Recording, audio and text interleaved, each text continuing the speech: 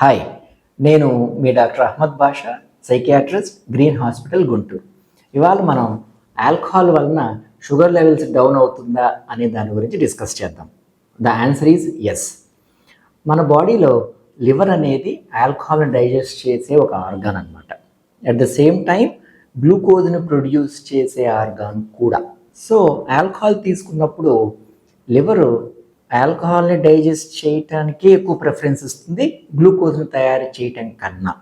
అందుకోసం తాగుతున్నప్పుడు కొంతమందిలో blood sugar levels బాగా డౌన్ అయ్యే అవకాశం ఉంది.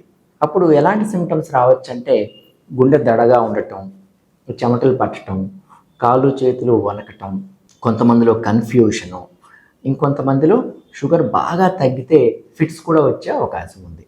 సో ఈ సిమ్టమ్స్ ఏదైనా ఉన్నట్లయితే కనుక షుగర్ లెవెల్స్ని వెంటనే చెక్ చేసుకోవటం బెటర్. మనం ఇదివరకు వీడియోస్లో కూడా ఆల్కహాల్ వల్ల షుగర్ లెవెల్స్ బాగా షూట్ అవ్వచ్చని చూసాం, షుగర్ డ్రాప్ అవ్వచ్చు. At the same time alcohol వలన కార్డియాక్ మజిల్ అనేది డ్యామేజ్ అయ్యే అవకాశం ఉంది. ఇప్పుడు మన యంగ్స్టర్స్లో వస్తున్నటువంటి ఎంఐస్కి మెయిన్ రీజను యంగ్ ఏజ్లో ఆల్కహాల్ స్టార్ట్ చేయటం అనమాట. అట్ ద సేమ్ టైం బీపీని, షుగర్కి కూడా రావటానికి ప్లస్ ఉన్న వీటిని పెంచడానికి, అన్కంట్రోల్ చేయడానికి కూడా alcohol one of the reasons. So మనందరం ఆల్కహాల్ని వీలైనంత వరకు అవాయిడ్ చేయటం మంచిది.